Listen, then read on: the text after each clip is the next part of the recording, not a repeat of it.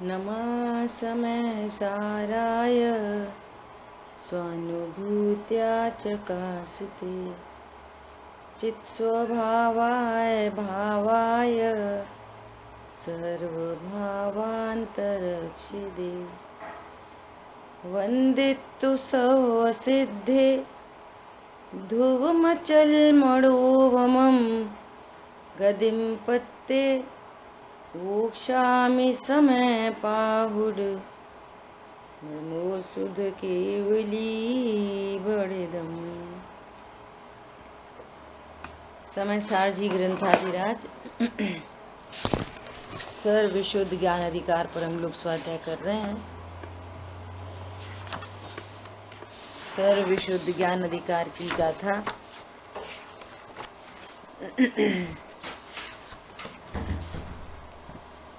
314 315।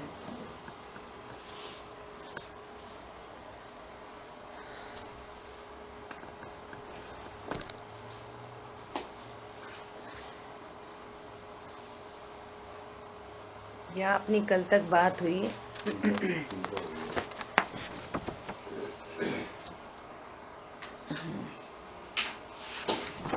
कि यह आत्मा स्व पर के भिन्न भिन्न निश्चित स्वलक्षणों का भेद ज्ञान न होने से, नंबर 1, कल अपन ने स्टार्टिंग की, मैं ज्ञान स्वरूप हूँ, परिपूर्ण हूँ और फुल्ली सेफ हूँ एनी कंडीशन। संयोग बदल रहे, शरीर बदल रहे, कषाय बदल रही, लेकिन मैं एज इट इज, ज्यों का त्यों सुरक्षित। समस्या क्या आ रही है? स्वरूप को नहीं जानने से, जो प्रकृति के निमित्त से संयोग आदि प्राप्त हैं, उनके घटने बढ़ने से ये जीव ऐसा जानता है मैं घट गया, मैं बढ़ गया, मेरा नुकसान हो गया, मुझे लाभ हो गया। तो संयोगों के घटने बढ़ने पर, शरीर के घटने बढ़ने पर, कषायों के घटने बढ़ने पर मेरे में कुछ नहीं होता, मैं ऐसा सुरक्षित तत्व हूं। इस बात का निर्णय हुए बिना ये प्रकृति के निमित्त से जो कुछ भी स्थिति बन रही है उसमें एकत्व का अध्यास हो रहा है, इसलिए अज्ञायक है, इसलिए अदर्शक है, अर्थात मिथ्या दृष्टि है, इसीलिए असंयत है। और जब स्व पर के एकत्व का अध्यास नहीं होता, अच्छा, इसीलिए असंयत है और एकत्व के अध्यास के कारण करता है। ये स्वयं ही अपने को करता जानता है ना, इसलिए फिर भगवान इसको कर्ता कहते हैं। ये करता है, कहाँ पे करता है? अज्ञान मोह राग द्वेष। ये वस्तु कैसी है? अभी भी वस्तु कैसी है? वस्तु है अकर्ता,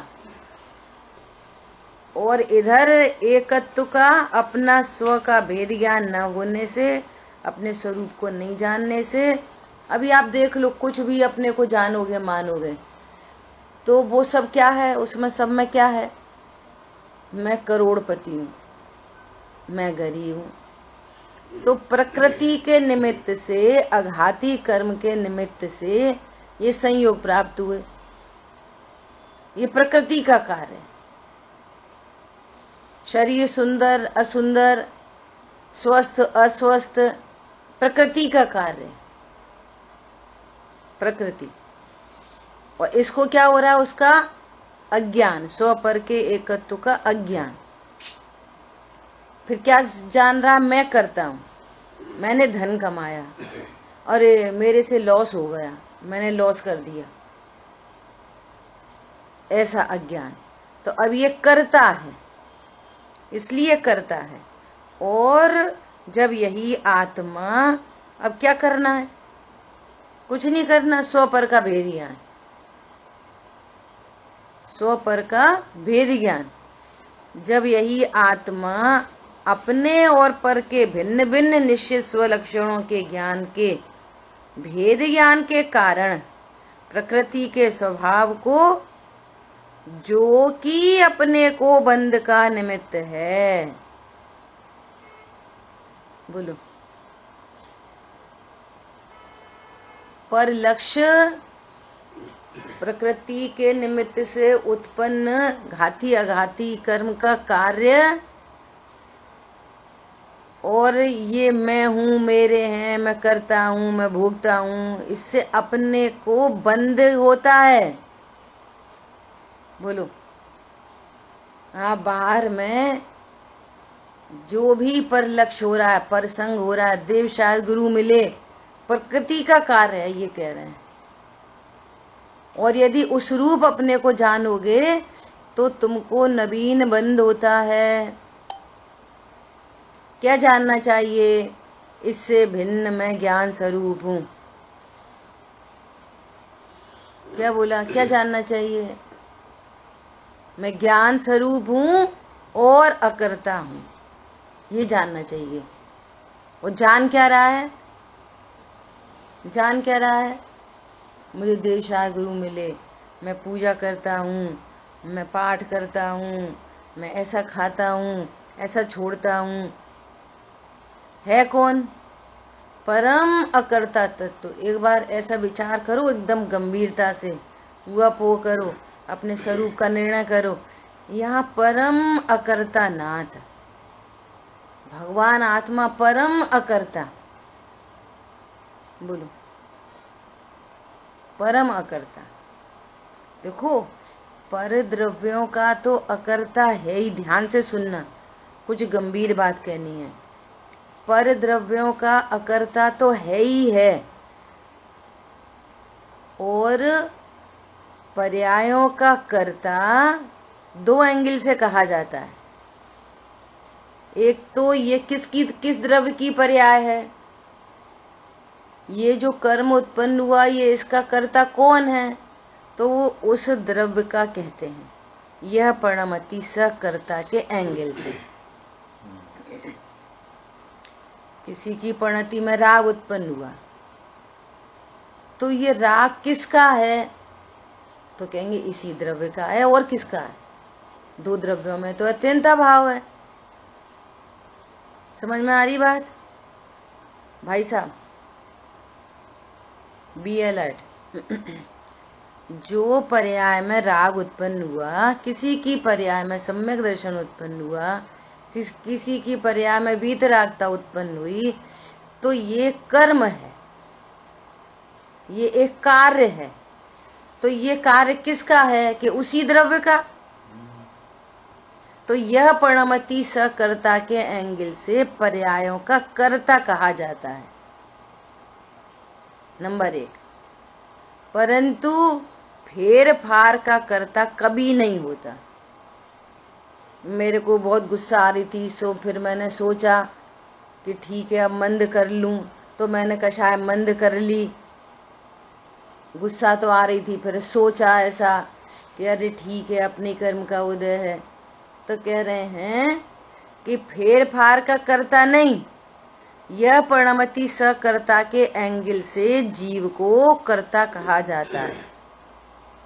अनंत चतुष्टय के कर्ता कौन?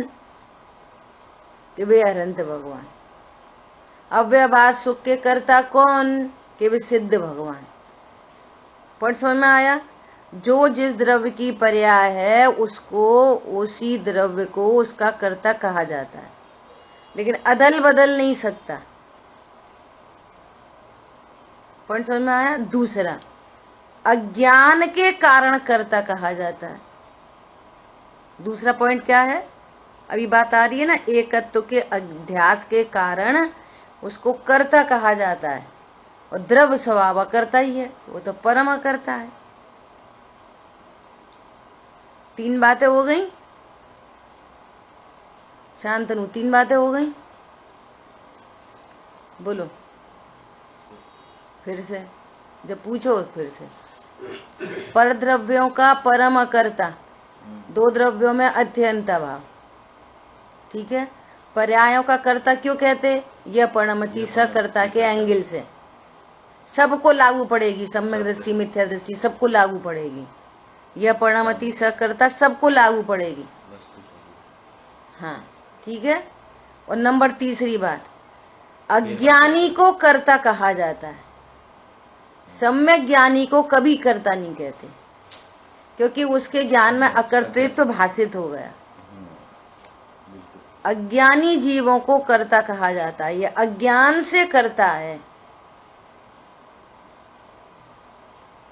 पॉइंट पकड़ में आ गया। थर्ड वाले एंगल में सम्यक ज्ञानी जीव को कभी कर्ता नहीं कहते, और यदि सम्यक ज्ञानी जीवों को भी कर्ता कहा जाएगा तो किस एंगल से कहा जाएगा? यह परिणमति सकर्ता के एंगल से। सियाद बात समझ में आ रहा है? तो हुए फिर और यह परिणमति सकर्ता और ज्ञानी को कर्ता कहते हैं। तीसरा पॉइंट, दो द्रव्यों की भिन्नता परम अकर्ता। पर द्रव्यों का कर्ता तो, पर द्रव्यों का कर्ता तो कोई एंगल से नहीं कहते, है ही नहीं। और पर द्रव्यों का भी कर्ता कहा जाएगा तो असद्भूत व्यवहारने से कहा जाएगा। असद्भूत, द्रव्य गुण पर्याय की सीमा में ही नहीं, असद्भूत, ठीक है ऐसा।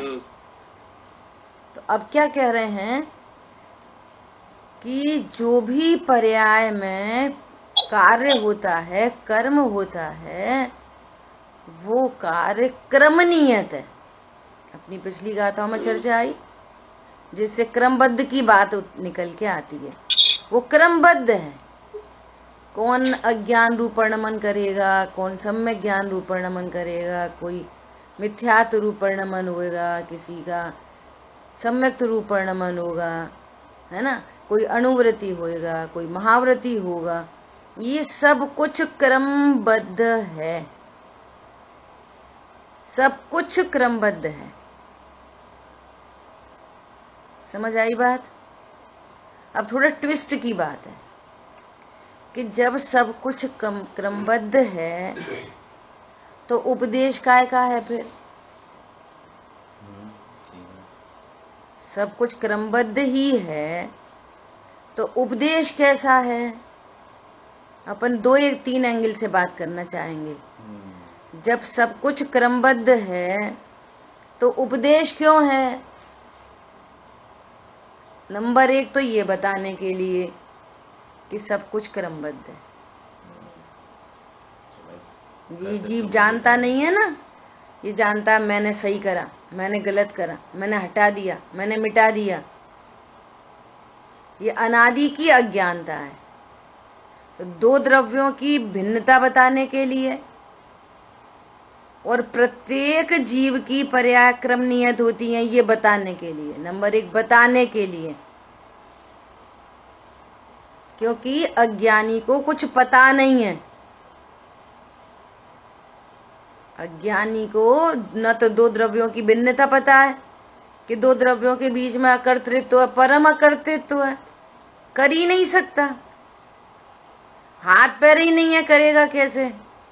और जीव और शरीर में अत्यंत अभाव है, तो जीव शरीर का कार्य करेगा कैसे? तो न तो दो द्रव्यों की भिन्नता का ज्ञान है, और जो अपने में पर्याय उत्पन्न हो रही है अनादि से अज्ञान मोह राग द्वेष की, इनका भी पता नहीं है कि यह क्रमनियत है, ये भी पता नहीं है। दो पॉइंट पता नहीं है। क्या बोला? दो पॉइंट पता ही नहीं है अनादि से। तो उपदेश क्यों दिया जा रहा है? सुनो, उपदेश भी तो क्रमनियत है। जो उपदेश दे रहा है वो भी क्या करता हो के उपदेश दे रहा है?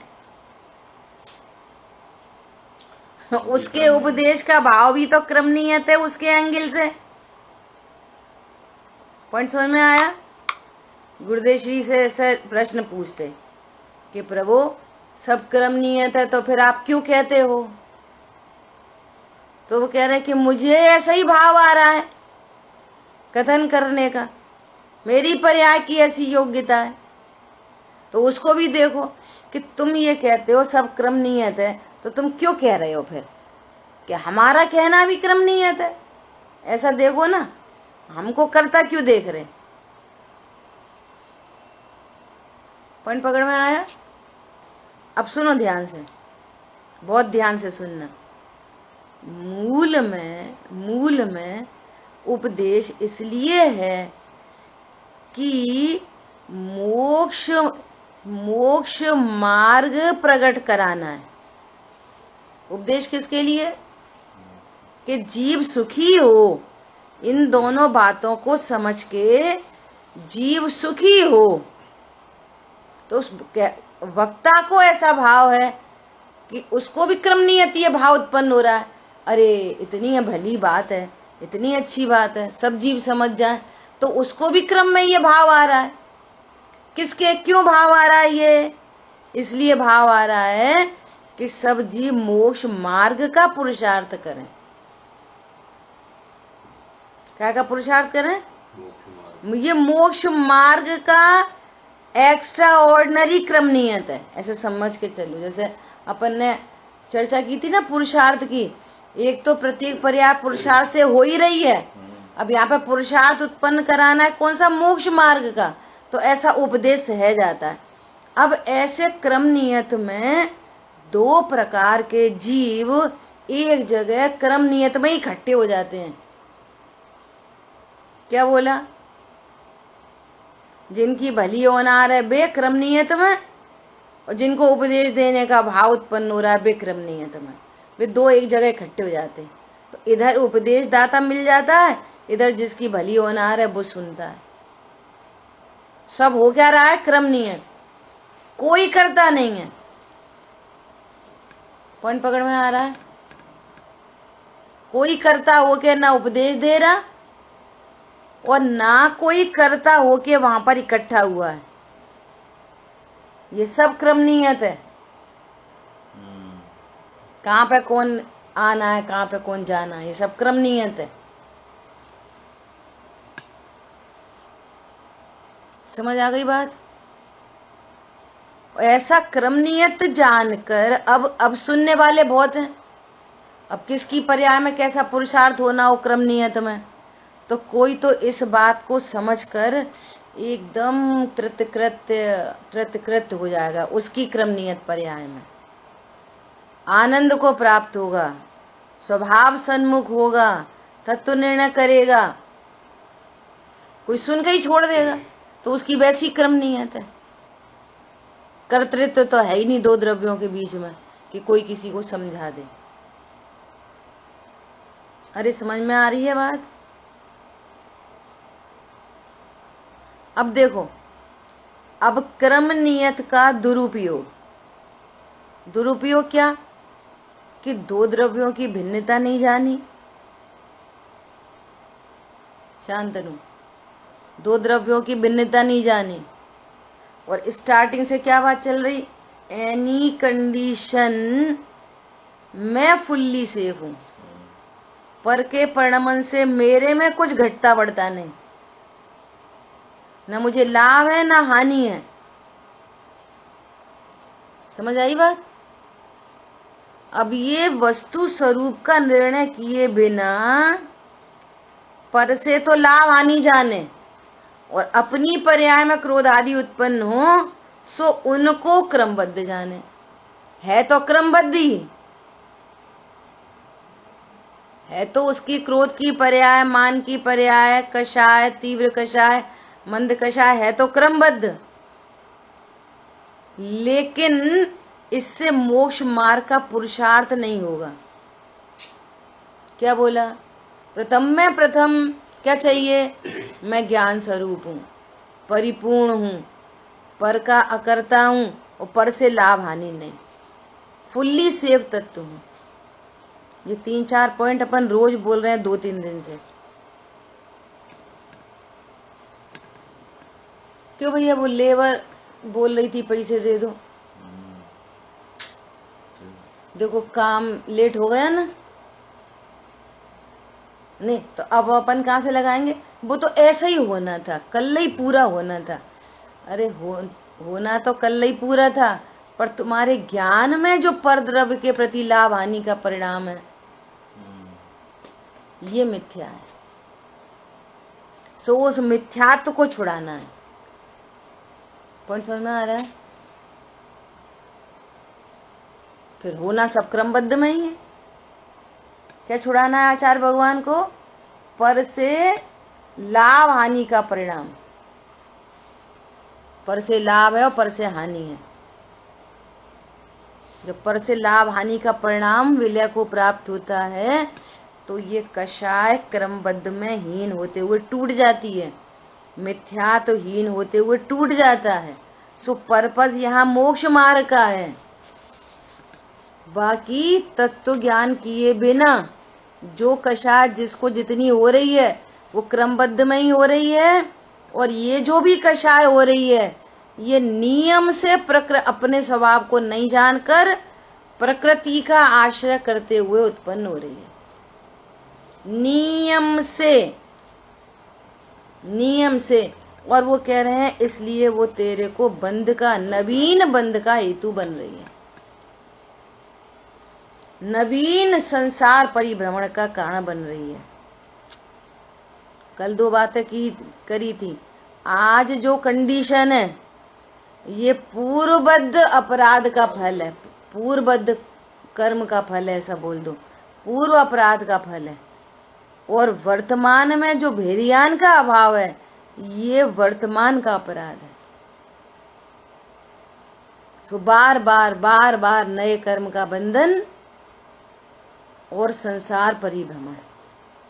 उसके लिए आचार्य भगवान इतनी अकर्तृत्व की बात कर रहे हैं और आगे अभोक्तृत्व की बात आएगी। अब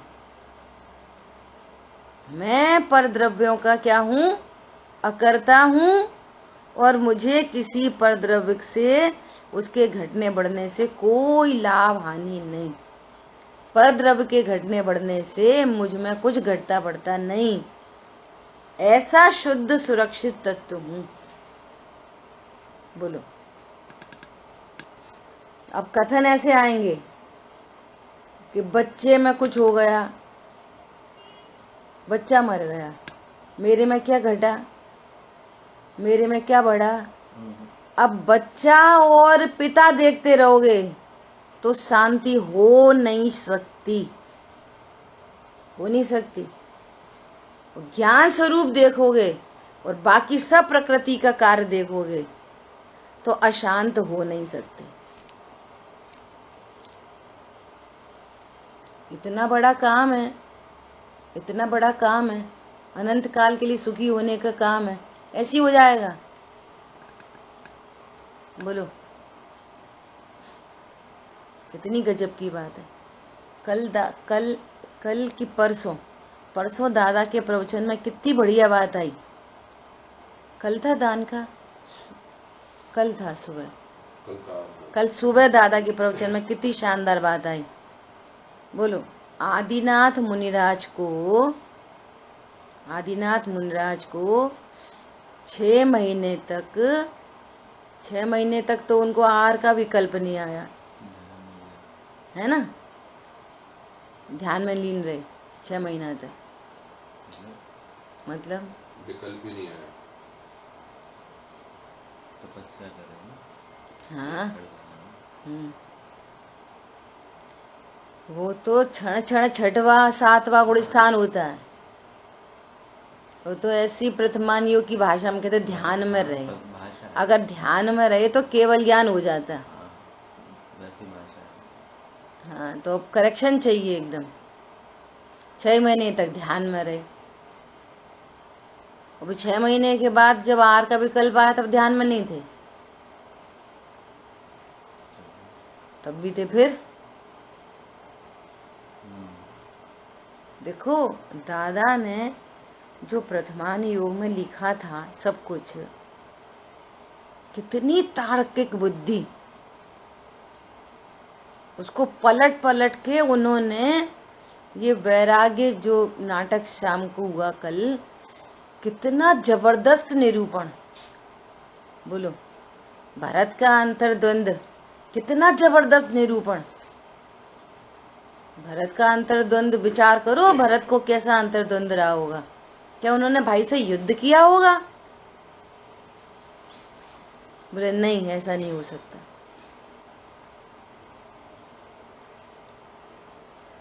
तो क्या कहना है?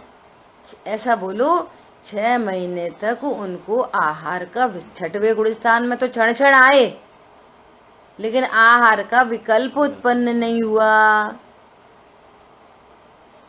समझ में आ रही बात? अब वो 6 महीने के बाद आहार का विकल्प उत्पन्न हुआ। प्रश्न है कि 6 महीने के बाद 7 महीने 9 दिन तक उनको आहार क्यों नहीं मिला? प्रश्न है आप सबसे, बोलो।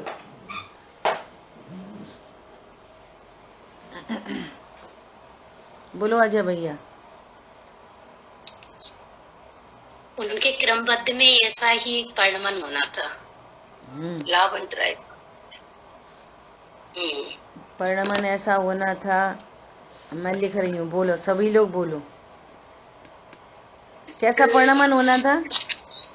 परिणमन को ओपन करो, थोड़ा क्लियर करो। परिणमन होना था, क्या होना था परिणमन में? उनके लाभंतराय, मतलब लाभंतराय का वो था। हाँ, और राजा श्रेयांश को उस जाति का उनको विकल्प नहीं आया आहार देने का। ठीक है, और मेरा भी यही है। उनका कर्मोदय लाभंतराय था। मेरा भी ऐसे ही। और बोलो। उनका जाना आना क्रम नहीं था। उनका भोजन के लिए जाना और वापस आना भी क्रम नहीं था। अच्छा, और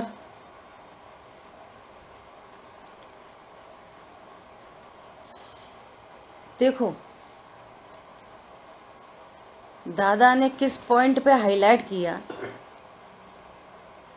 कि अभी भी हमारी दृष्टि किधर से देखती है? निमित्त से।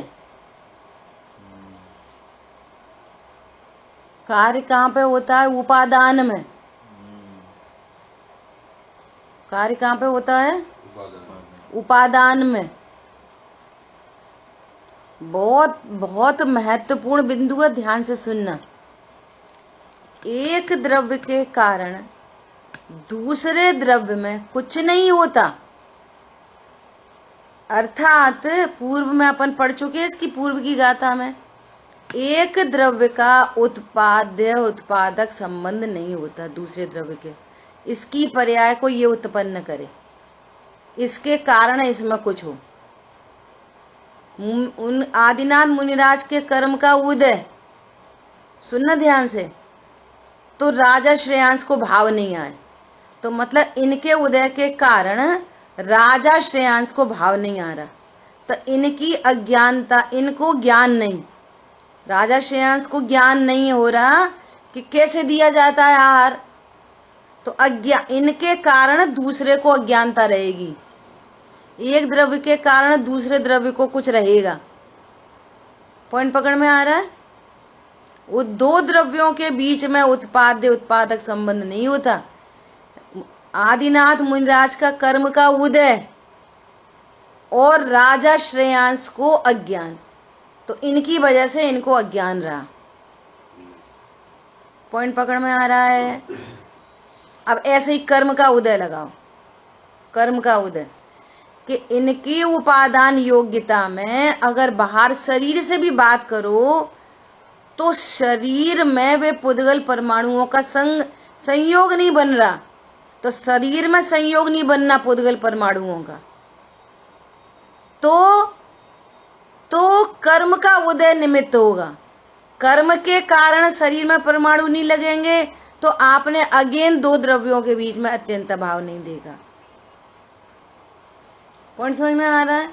ये बहुत गंभीर बात है कि हमारी उपादान दृष्टि हो, निमित्ताधीन दृष्टि छूटे। अब तीसरी बात, लाभांतरा कर्म का उदय। अभी भी हमको ये समझ में आ रही है कि हम पर को भोग उपभोग कर सकते हैं और लाभांतरा कर्म का उदय होएगा तो हम पर का भोग उपभोग नहीं कर सकेंगे।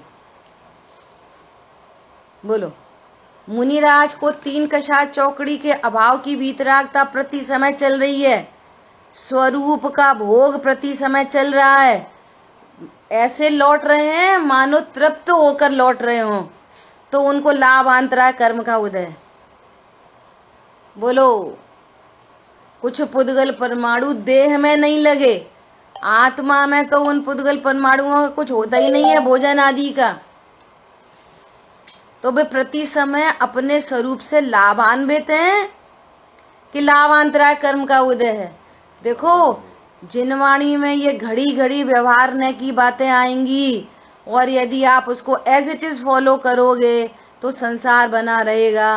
11वीं गाथा की टीका में भावार्थ में अपन कईयों बार इसको पढ़ चुके, कईयों बार। समझ में आ रही है बात?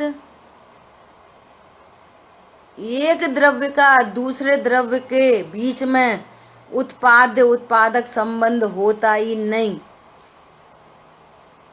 अब इनको प्रथमान योग की शैली में कर्म के निमित्त से अनेक चर्चाएं की जाएंगी कि उन्होंने पहले उपदेश दिया सो मुसी का बांधा, वो बांध दिया तो खुला नहीं, उसके फल में ऐसा कर्म बंधा, अब वो कर्म उदय में आ रहा है, उदय में आ रहा है तो कहेंगे लाभांतरा कर्म का उदय है, और उस उदय के कारण दूसरे द्रव्य उनको कुछ समझ में नहीं आ रही। 7 महीने 9 दिनों तक किसी को समझ में नहीं आई कि मुनिराज आ रहे हैं तो इनको आहार कैसे दिया जाता है। तो इनके उदय के कारण शहर के, नगर के अनेक लोगों को अज्ञान रहा इनके कारण। ये दोष है जिनागम में, ऐसा जानना, कहना व्यवहार है और ऐसी मान्यता, ऐसा ज्ञान अज्ञान है। कहना व्यवहार है, आप कहो, कोई कहने में कोई प्रॉब्लम नहीं है, लेकिन ये मान्यता है तो ये मिथ्यात्व। अपन ने तो डिटेल से बात की है। कल दादा ने इतनी बात से एकदम ऐसी हिट हुई, बोल रहे कि अभी भी हम निमित्त से देखते हैं। अरे उनके अज्ञान का दोष उनका है, उसका फल उन्हें लगेगा। मुनिराज के कारण पूरे नगर का नगर अज्ञानी है, ऐसा नहीं होता। उनकी अज्ञानता का फल, उनकी अज्ञानता का काम उनका है, और इनके कर्म का उदय इनका है। और कर्म के उदय से जीव दुखी होता है, ये अपन गाथा पढ़ रहे हैं कि ये प्रकृति के स्वभाव को अपना नहीं जानता। ये कर्म के उदय का कार्य है। मेरे द्रव्य गुण पर्याय में क्या हो रहा, भोजन नहीं मिला तो मेरे को मिलता है क्या भोजन? किसी जीव को भोजन मिलता है क्या? बोलो, जिस समय अभी हम तुम की मुनिराज की अवस्था नहीं और हम तुमको भूख लग रही, तो वो किसका कार्य है भूख लगना? और थाली इकट्ठी हो गई, भोजन इकट्ठा हो गया, वो किसका कार्य है? और भोजन होने के काल में ये भोजन मैं कर रहा हूं कि नहीं कर रहा, ये भोजन का एक परमाणु मेरे प्रदेश में पहुंच रहा कि नहीं पहुंच रहा? बोलो, मुझे लाभांतरा कर्म का क्षयोपशम की उदय, विचार करो। अरे बोलो। दूसरा उदाहरण दिया दादा ने, क्या उदाहरण दिया कि वो कुत्ते का आखिरी समय और जीवनदर उनको भाव आया इसको डमोकार मंत्र सुनाने का, तो क्या हो गया, उसकी गति सुधर गई एट अ टाइम। विचार करो। तो दादा कहते यदि जीवनदर स्वामी ने डमोकार मंत्र नहीं सुनाया होता तो फिर कुत्ता कहाँ जाता? अगर उनने नमोकार मंत्र नहीं सुनाया होता तो वो कहाँ जाता? बोलो। उसको जहाँ जाना था वहीं जाता। बोलो। पूर्व सुनिश्चित था। अब सुनना निमित्त कैसा होता है कि उसको वहां जाना था फिक्स, कईयों भव पहले फिक्स, एक आध भव पहले नहीं, कि त्रिकालवर्ती पर्यायों के ज्ञाता होते हैं सर्वज्ञ देव। वो फिक्स था, और वो फिक्स होना और जीवनधर स्वामी को ऐसा विकल्प होना, तो ऐसे दो द्रव्य निमित्त नैमित्तिक संबंध से एक जगह अपने आप इकट्ठे हो जाते हैं। इस कुत्ते को देवगति में जाना, उसके ज्ञान में डमोकार मंत्र का स्मरण होना, इसकी कषाय का मंद होना, और उधर किसी अन्य जीव को अपनी योग्यता से, कुत्ते के कारण नहीं, कुत्ते के कारण विकल्प नहीं आया, एक द्रव्य को दूसरे द्रव्य के कारण कोई विकल्प नहीं आता, कुत्ते के कारण नहीं। ऐसा ही किसी जीव को भाव आएगा कि अरे अरे ये मर रहा है, इसको नमोकार मंत्र सुनाया जाए, ऐसा किसी जीव को अपनी योग्यता से भाव आएगा, और वो से संयोग बन जाएंगे अयुत सिद्ध संबंध, और इसके ज्ञान में वो शब्द पढ़ेंगे, इसकी कषाय का मंद होना और मर के देवगति में जाना, ये एकदम क्रम नियत फिक्स। दो द्रव्यों में कोई कर्ता कर्म संबंध नहीं, कोई उत्पाद उत्पादक संबंध नहीं, घनिष्ठ निमित्त नैमित्तिक संबंध बनता है। सो निमित्त उसे कहते हैं जो स्वयं उपस्थित होता है, एक द्रव्य दूसरे द्रव्य में कुछ जाके कुछ काम नहीं करता। समझ में आ रही है बात?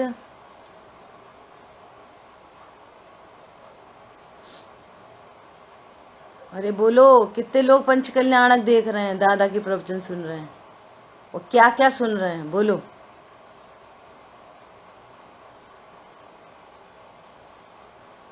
अब तीसरी कहानी मुझे क्या कहनी है? तीसरी कहानी ये कहनी है कि कल रात को जो नेमी राजुल का वो वैराग्य का जो संवाद पूरा नाटक हुआ, आप विचार करो कि प्रथमान योग में कैसा लिखा गया कि फिर वो नेमीश्वर जा रहे थे, फिर राजुल ने बोला कि प्रभु आप हमें क्यों छोड़ के जा रहे हो, हमारी तुम्हारी तो 9 भव की प्रीति है, हम तुम्हारे बिना कहाँ रहेंगे, कैसे रहेंगे, हमने तो आपको स्वीकार किया, अंगीकार किया हमने तो आपको, अब तो आप ही हमारे पति हो, अब मैं किसी दूसरे से शादी नहीं करूंगी। एक बात। दूसरी बात, फिर उन्होंने बोला कि अच्छा तो मैं भी आर्य का व्रत धारण करती हूँ और मैं तो आपके संग ही चलूंगी। दो बात है। एक तो राजुल नेमी का संवाद नंबर 1, और नंबर 2 बाद में राजुल ने कहा कि मैं भी आपके साथ चलूंगी। अब देखो दादा का दृष्टिकोण ये, दादा बोले कि भैया पहले ऐसी कोई लड़कियां जिससे शादी होने जा रही है और उससे बातें करने नहीं जाती, सुनो सुनो तुम तो जा रहे, ये कोई पंचम काल है कि छठवा काल है? पॉइंट पकड़ में आया? बोले राजुल नेमी का ऐसा कोई मेरा ज्ञान ऐसा कहता है कि राजुल नेमी का ऐसा कोई संवाद नहीं हुआ होगा। सो उन्होंने कोई संवाद नहीं कराया राजुल नेमी का, कल के नाटक में कोई संवाद नहीं हुआ।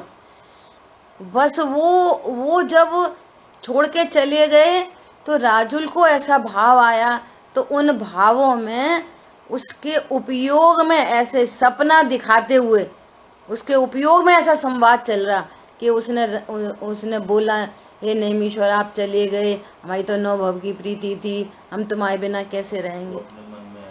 मन में विचार कर रही है, उनका संवाद कुछ नहीं हुआ राजुल नेमी का ऐसा जैसा दिखाया जाता है। एक बात अपने को नहीं होता, मुझे तो बहुत बार होता है ऐसा, जैसे कोई लौकिक कोई द्वंद्व चल रहा है तो ऐसा बहुत होता है। मैं अभी गई थी तो पंडित साहब को बोल के ही आई। मैं तो पंडित साहब से ये वाली बात कहेंगे, पंडित साहब ऐसे समाधान देंगे, पंडित साहब ऐसा बोलेंगे। नहीं चलता मन में विकल्प किसी के बारे में, चलता है और समाधान भी मिलता है ना। पंडित साहब हम तो आपसे बहुत बातें करते हैं। अभी बोला, मैं अभी गई थी जब, क्या आपसे ऐसा पूछेंगे तो आप ऐसा समाधान करोगे। तो ऐसा कोई डायरेक्ट संवाद नहीं, नंबर 1। नंबर दूसरी बात कि वो नेमीश्वर ने क्या कहा कि हे राजुल, ये जो तुम्हें मेरे से प्रीति है और प्रीति के कारण आप दीक्षा ले रहे हो, तो दीक्षा राग से नहीं होती, ये स्वभाव के आश्रय से उत्पन्न होने वाला संयम का भाव है। भैया तुम जा रहे तो हम भी चल रहे, तो हम भी चल रहे से संयम नहीं होता, हम भी चल रहे से वो अणुव्रति नहीं होते, हम भी चल रहे से पंचम गुण स्थानवर्ती आर्य का व्रत नहीं होता। तुम आत्म आराधना करो, आत्म आराधना से आर्य का व्रत होता है, आत्म आराधना से संयमी होते हैं। सम्यक दर्शन के बिना कोई संयमी नहीं होता। ऐसा मैसेज था बहुत गजब का कि फिर रेमीश्वर गए तो फिर राजुल भी चली गई संगे संगे, तो फिर राग से आरिका बनते हैं क्या। तो उसको पूरा उपदेश मिला और फिर उसने घर में रह के पूरी आत्म साधना की और फिर उसको निर्णय हुआ कि नहीं, अरे राग में रहना तो कोई अच्छी बात नहीं। नेमीश्वर ने जो कार्य किया वो बहुत सही कार्य किया। राग में रहना तो कोई अच्छी बात नहीं। और भी नेमीश्वर कह रहे कि राग छूट जाना कौन से आश्चर्य की बात है, राग तो छूटना ही चाहिए और ये वैरागी ही हमारे लिए सुखदायी है। इसलिए मेरी परिणति से जब मुझे विकल्प हुआ, जब भ्राता श्री ने कहा कृष्ण ने कि तुम्हारे लिए राजुल को चुना है, तो मैंने कोई छल से स्वीकार नहीं किया। उस समय मेरे परिणाम थे राग के, मैंने छल नहीं किया, मुझे सचमुच में राग का परिणाम था। मुझे ऐसा भाव था क्या कि मैं राजुल को अंगीकार करूं, कैसी होगी वो सुंदरी। और फिर पशुओं का क्रंदन निमित्त था, पशुओं के क्रंदन के कारण वैराग्य नहीं हुआ। क्या बोला, वो वैराग्य नंबर 1 क्रमनीय था, नंबर 2 पशुओं के क्रंदन के कारण वैराग्य नहीं हुआ, आत्म स्वभाव की स्थिरता विशेष होने के कारण वैराग्य हुआ। अन्य द्रव्य के क्रंदन के कारण किसी को वैराग्य नहीं होता। एक द्रव्य का उत्पादक दूसरा द्रव्य नहीं होता। ये जैन शासन है। अपन पढ़ रहे हैं ना यही गाथा है, अपन ने लास्ट में ही पढ़ी थी। स्टार्टिंग की गाथा में ये वाली बात आई थी, सर्वशुद्ध ज्ञान अधिकार स्टार्टिंग की गाथा। बोलो, एक द्रव्य उसके परिणामों से वो तादात्म होता है, वो उसी द्रव्य का परिणाम है, और 2 द्रव्यों के बीच में उत्पाद्य उत्पादक संबंध नहीं होता। पशुओं के क्रंदन के कारण ही तो नेमीश्वर को वैराग्य हुआ। तो पशुओं का क्रंदन तो बहुत लोग सुन रहे थे, यदि उनमें कर्ता कर्म संबंध होता तो पूरी की पूरी बारात को वैराग्य होता। सही बात। अरे समझ में आ रहा है कि नहीं आ रहा? बिल्कुल। बोलो।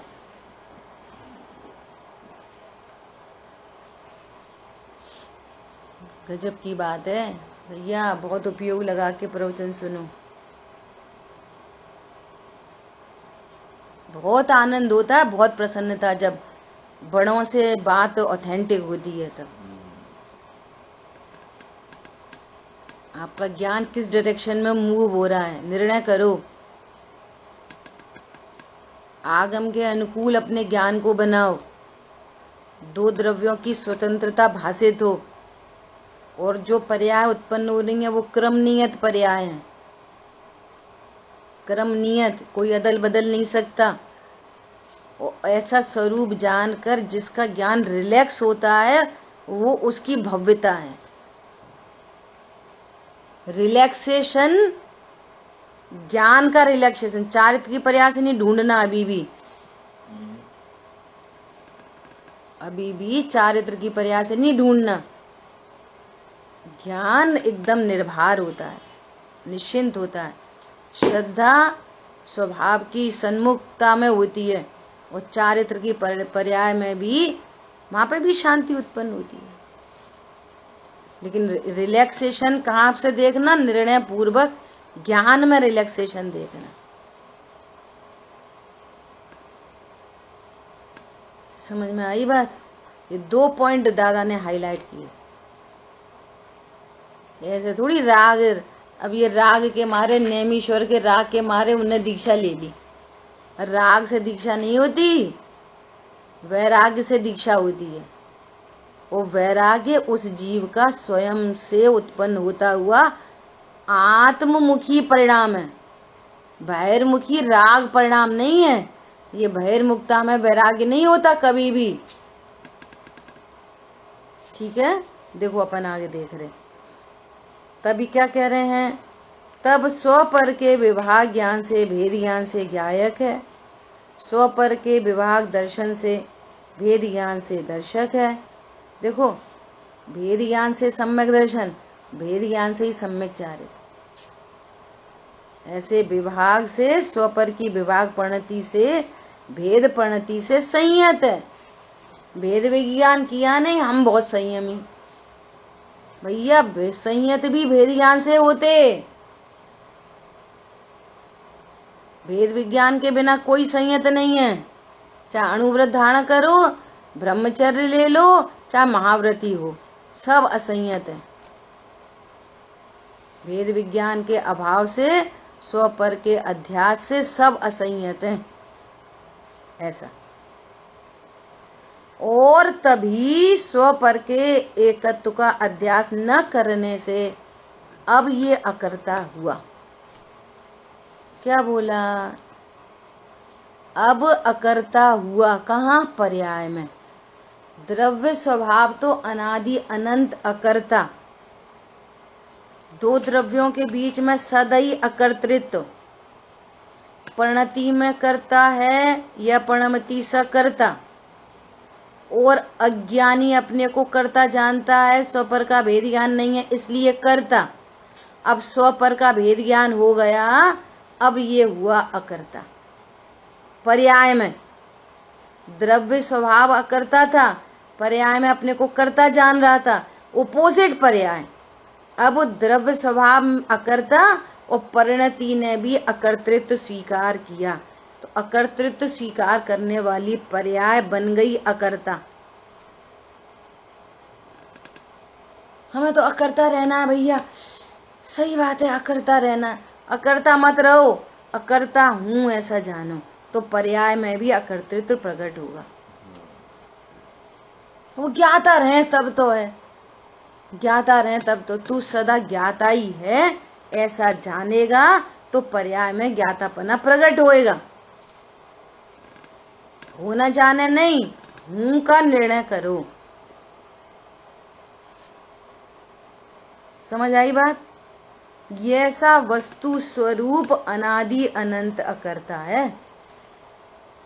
अनादि अनंत प्रत्येक द्रव्य अपनी क्रम नियत प्रयास से परिणमन करता हुआ, प्रत्येक द्रव्य दो द्रव्यों के बीच में अकर्तृत्व है और अपनी पर्याय में भी फेर फार का अकर्तृत्व है। ऐसी अनादि अनंत पूरे 6 जाति के द्रव्य और संख्या में अनंत अनंत द्रव्यों की यही स्वरूप है, यही स्थिति है सारे द्रव्यों की। जीव पुद्गल धर्म अधर्म आकाश काल। अरे समझ में आया? समकित क्या क्या कहना चाह रहे हैं आप? बोल के बताओ। समकित किसे कहते हैं? समकित क्या होता है? समकित क्या होता है? समकित मतलब सम्यक दर्शन, और उस सम्यक दर्शन से अभेद करके पूरे जीव को समकित कहते हैं। समकिति है, सम्यक दृष्टि है, ये जीव सम्यक दृष्टि है, समकिति है। समकित मतलब सम्यक दर्शन। ठीक है। भावार्थ, जब तक यह आत्मा स्व पर के लक्षण को नहीं जानता, सबसे पहली मिसिंग यही है, यही है महापाप। 5 पाप तो छोटे पाप हैं। कल बात आई थी, हम परिग्रह को भी नहीं जानते, हिंसा को भी नहीं जानते, झूठ को भी नहीं जानते, चोरी कुशील पर किसी को नहीं जानते। पुरुषार्थ सिद्धि उपाय में अमृतचंद आचार्य देव कह रहे हैं, मूल पाप तो हिंसा है, मूल पाप तो हिंसा है। और झूठ, चोरी, कुशील, परिग्रह ये तो अल्प बुद्धि जीवों को बताने के लिए हैं। वास्तव में तो झूठ भी हिंसा है, चोरी भी हिंसा है, कुशील भी हिंसा है, परिग्रह भी हिंसा है। हिंसा किसको कहना कि परिणामों में राग आदि की उत्पत्ति हिंसा है। सो झूठ भी राग आदि की उत्पत्ति है, चोरी, कुशील, परिग्रह सब तो राग आदि की उत्पत्ति है, तो सब ही हिंसा है। एक बात। फिर बोले 5 नाम क्यों रखे? तो वो कह रहे हैं अल्प बुद्धि शिष्यों को समझाने के लिए। सब हिंसा है। तो फिर हिंसा क्या है कि राग आदि की उत्पत्ति होना ही हिंसा है। अहिंसा क्या है कि जीवों को बचाना अहिंसा नहीं, जीव को बचाने का भाव भी हिंसा ही है। जीवों को बचाना, अन्य जीवों को बचाना अहिंसा नहीं है। क्या बोला? तुम उनको मार बचा सकते नहीं हो, बचाने का भाव उत्पन्न हो रहा है, वो भी हिंसा ही है। वो बचाने का जो भाव का कारण है वो महाहिंसा है। बचाने का भाव कब उत्पन्न हो रहा है? मैं बचा सकता हूँ, मैं मार सकता हूँ, बचा सकता हूँ। तो मैं बचा सकता हूँ, ये परिणाम महाहिंसा है। ये मूल पाप है, मूल पाप। ये मूलभूत पाप छूटता है पहले। क्या बोल रहे हैं? जब तक यह आत्मा स्वपर के लक्षण को नहीं जानता, तब तक वह भेद ज्ञान के अभाव के कारण प्रकृति के उदय को अपना समझकर परिणमित होता है। अब प्रकृति का उदय तो दिखता नहीं है, प्रकृति का उदय उसके कार्य से दिखता है। बोलो कितना शांति का मार्ग है। प्रकृति के कार्य को प्रकृति का कार्य जानो, वो अपने कार्य को अपना कार्य जानो। हमारा लड़का ही बहुत बुरा है, सुनता ही नहीं, ऐसा खाता। तुमको शांति चाहिए? हाँ चाहिए। प्रकृति का कार्य जानो, अपने को भगवान आत्मा जानो। जो चीज मां धर दी, जो यहाँ रखनी थी, जो यहाँ उठा कर रख दी, सुनो उसको पुद्गल का परिणमन जानो। वो जिसने उठा कर रखी है ना, उसको जीव जानकर अकर्ता जानो। समझ में आ रही है बात? नहीं, हमने बहुत समझाया तो भी उसने रख दी, तो उसकी परिणति की क्रमनियतता जानो। सुनो, हमें गुस्सा भी क्रमनियत आ रही है, हाँ नो प्रॉब्लम, क्रमनियत ही आ रही है। तुम्हारे को बंद होना है क्रमनियत में, इसलिए आ रही है। सो यदि तुम्हें बंद चाहिए तो प्रकृति के उदय का बारंबार लक्ष्य करो। संसार परिभ्रमण चाहिए तो सब जीवों को करता देखो। यदि कर्म का बंधन चाहिए तो सारे पुद्गल परमाणुओं को व्यवस्थित करो। यदि कर्म बंधन चाहिए, संसार परिभ्रमण में चाहिए, पूरी दुनिया को व्यवस्थित करो, सो तुम कर नहीं पाओगे। इसलिए सरल सुखदायी मार्ग है कि अपने को अकर्ता जानकर, सब प्रकृति के कार्य को प्रकृति का कार्य जानकर आनंदित रहो। समझ में आ गई बात? आनंदित रहो। और जो आनंदित नहीं रहता, पिछली गाथाएं आई, जो राधे राधे नहीं करता वो अपराधी है, अपराधी। क्यों? ध्रुव स्वरूप वस्तु सदा विद्यमान है और तू आश्रय नहीं करता और दुखी हो रहा है, गतियों में घूम रहा है। कितना बड़ा अपराधी है? बोलो, कितना बड़ा अपराधी? जो प्रसन्न नहीं रहता, स्वभाव के आश्रय से जो प्रसन्न नहीं रहता, वो विश्व में सबसे बड़ा अपराधी है। हम क्या कर रहे तो जामे, तो हमने क्या कह दी, तो हमने कौन सा बुरा कर दिया, तो हमें कछु आकुलता नहीं है। भैया, मोह का तीव्रतम उदय है कि जो अभी हमें इतनी स्वाध्याय होने पर भी वे परिणाम भाषित नहीं हो रहे, दोष पता नहीं चल रहा, दोषों का ज्ञान नहीं हो रहा, और दोषों की जो सुरक्षा करता है, समझना उसकी दिल्ली बहुत दूर है, बहुत दूर है।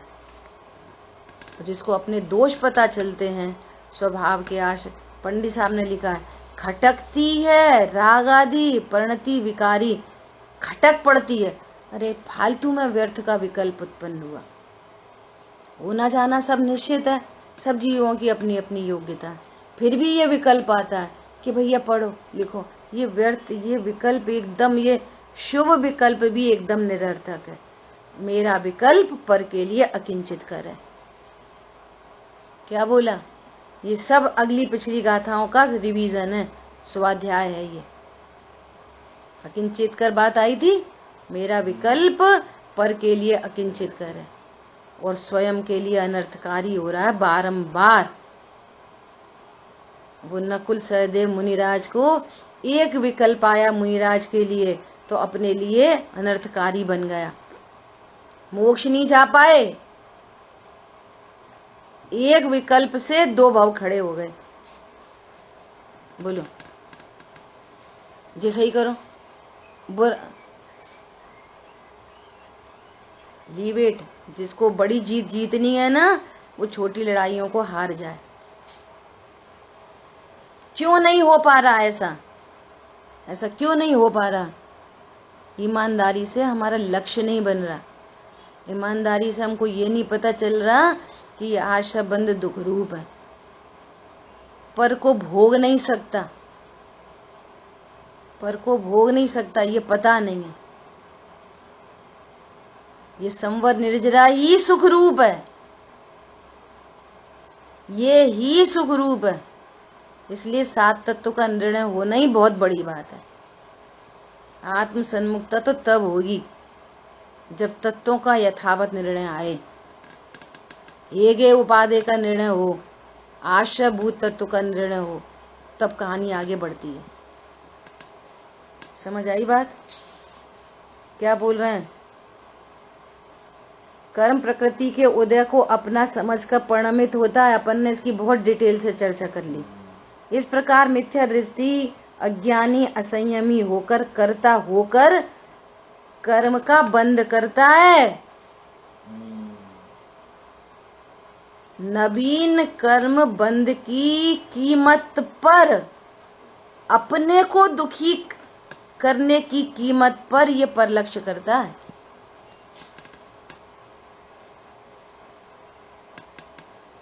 पर में कुछ नहीं होता तुम्हारे किए, अपने को बंधन में डालता है। अपने को, एक द्रव्य दूसरे द्रव्य का कुछ नहीं करता। तुम्हारे विकल्प से पर में कुछ नहीं होता, उसके लिए अकिंचित कर और अपने लिए अनर्थकारी है और बंधन को प्राप्त होता है। एक बार एकदम विचार करके देखो, अरे प्रकृति का कार्य, इसमें क्या अच्छा बुरा? मेरे ज्ञान में जानने में आया। अभी दर्पण का दृष्टांत दो, दर्पण में सुअर झलका, दर्पण में ताजमहल झलका, दर्पण के लिए अच्छा कौन बुरा? बोलो। सुअर झलके तो बुरा और ताजमहल झलके तो अच्छा। बोलो, कौन अच्छा कौन बुरा? कोई नहीं। ऐसी परद्रव्य भिन्न भिन्न परिणमन कर रहे हैं। बोलो, ये पेंसिल यहाँ पर रखी तो अच्छी कि यहाँ रखी तो अच्छी? कहीं रखी। ऐसा निर्णय करने पर बहुत धीरे धीरे क्रम से कषाय मिटती है। निर्णय होने पर मिटेगी, और निर्णय नहीं है तो कदाचित थोड़ी मंद हो जाएगी, फिर उछल जाएगी, कुछ फर्क नहीं पड़ेगा। क्या बोला? निर्णय से रहित होने पर कषाय अनंतानुबंधी की जाति की ही बनी रहकर मंद हो जाएगी और फिर उछल जाएगी, फिर तीव्र कषाय हो जाएगी। लेकिन तत्व निर्णय पूर्वक जाति बदल जाएगी। क्या बोला? तत्व निर्णय से जाति बदल जाएगी, जाति बदल जाएगी। और जब आत्मा को भेद ज्ञान होता है तब वह कर्ता नहीं होता, इसलिए कर्म का बंध नहीं करता। ज्ञाता दृष्टा रूप से परिणमित होता है। अब ज्ञाता दृष्टा रूप से परिणमित होता है, इसकी चर्चा अपन कल करेंगे। जिनवाणी के ज्ञान से सूझे लोकालोक, सोवाणी मस्तक नमो सदा देत हूँ दो। बोलिए द्वाशांग मई जिनवाणी माता की जय। जय जिनेन्द्र सभी को।